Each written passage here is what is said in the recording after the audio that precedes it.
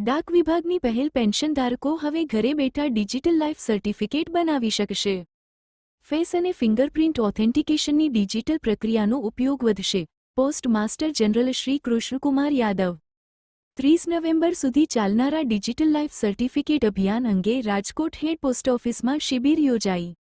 રાજકોટ હેડ post ઓફિસમાં સૌરાષ્ટ્ર અને કચ્છ પરિક્ષેત્ર રાજકોટના post master general Shri Krishnakumar યાદવના અધ્યક્ષસ્થાને ડિજિટલ લાઈફ સર્ટિફિકેટ શિબિર યોજાઈ હતી, જેમાં શ્રી કૃષ્ણકુમાર યાદવે જણાવ્યું હતું કે હવે પેન્શનધારકોને હયાતીનું પ્રમાણપત્ર રજૂ કરવા માટે કોઈ ટ્રેઝરી, બેંક અથવા અન્ય કોઈ વિભાગમાં જવાની જરૂર નથી।